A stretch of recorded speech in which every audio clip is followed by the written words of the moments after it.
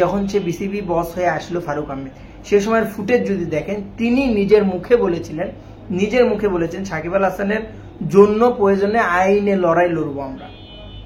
এই কথাটা বলেছিলেন বড় বড় মিডিয়াতে, আপনি চেক করে দেখেন।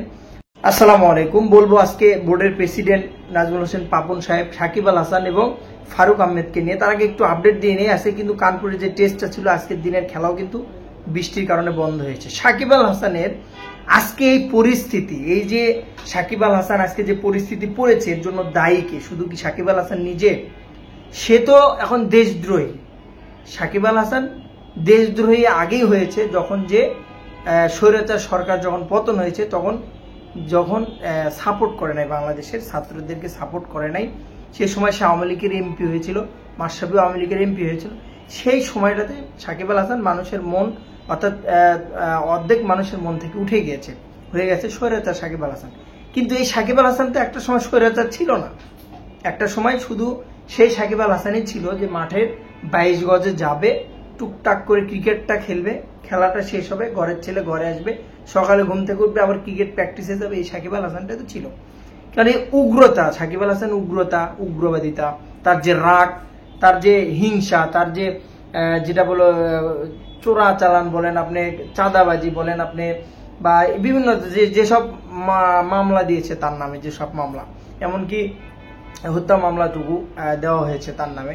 তো এই যে আজকে এই যে পরিস্থিতি, এর জন্য কি সাকিব আল হাসান নিজে একা দায়ী?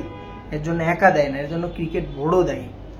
যদি সেই সময় যখন আওয়ামী লীগ সরকার ছিল, একটানা 15টা বছর যখন নাজমুল হোসেন পাপন রাজ করেছে বিসিবিতে, তার জায়গায় ফারুক আহমেদ কিন্তু একই কাজটাই করে যাচ্ছে, যেটুকু আমার মনে হয়েছে এখন পর্যন্ত। তো পাপন যে কাজটা করেছে 15টা বছর স্বৈরাচার শাসনের মতো টিকে ছিল, সেখান থেকে কি আছে, একটা গুড রিলেশন তৈরি হয়েছে, যেখানে প্রাধান্য পাতে শুধুমাত্র সাকিব আল হাসান, তামিম ইকবাল, বড় বড় যারা ক্রিকেটার, যাদের পিছনে লেজ আছে, যাদের পিছনে তেল আছে, মাল আছে, সেসব ক্রিকেটারেরা কি হতো, ধরেন আপনার প্রাধান্য পেত পাপনের কাছে। ঠিক আছে? তো সেই সময়টা যদি পাপন সাকিব আল হাসানকে ঠিকঠাকভাবে রেস্ট্রিকশন দিত, যেমন একটা সাধারণ ক্রিকেটারের ক্ষেত্রে দেওয়া হয়, সেরকম রেস্ট্রিকশন যদি তাকে বেঁধে দেওয়া হতো, তাহলে কখনো এরকম হতো না।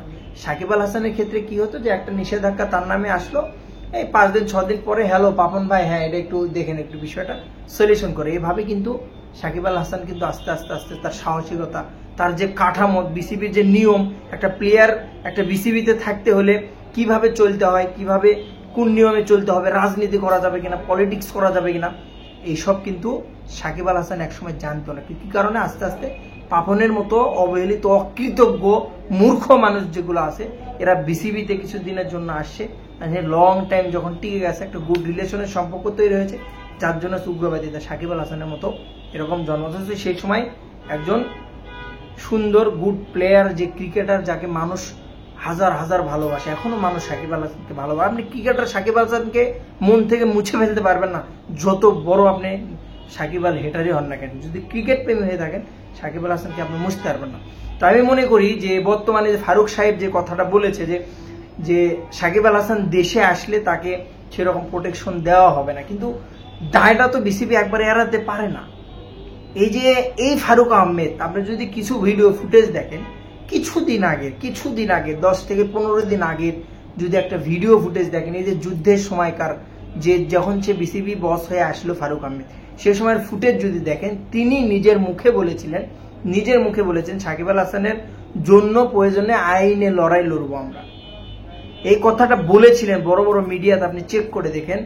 বড় বড় মিডিয়াতে ফারুক আহমেদ বলেছিলেন যে সাকিব আল হাসানের জন্য প্রয়োজনে আইনি লড়াই লড়বো, তারপরেও সাকিব আল হাসানকে আমরা দেশে আনবো বা তাকে প্রোটেক্ট করবো। কিন্তু সেই কথাটা পাশার দানটা কিন্তু 15 দিনে উল্টে গেল, যে জিনিসটা কিন্তু নাজমুল হোসেন পাপন করতো। সো ফারুক আহমেদ পাপন আমার মনে হচ্ছে এখন পর্যন্ত একই পথে হাঁটছে। আসলে যে লাউ সেই কদু, বাংলাদেশ ক্রিকেটে কখনো উন্নতি আশা করা যায় না, কখনো আশা করা যাবে না। তো সাকিব আল হাসান যদি সত্যিই দোষী হয়ে থাকে, আমি আমার সাধারণ একজন দর্শক হিসেবে যেটা করি, তার যে সাজা হবে এটা অবশ্যই মেনে নেওয়া উচিত। কারণ দেশের আইন মানতে হবে, আমাদের দেশের আইনকে সেলুট জানাই, সম্মান করা উচিত, কারণ দেশের আইনের উপর কোনো কিছু হতে পারে না। তো বেস্ট অফ লাক।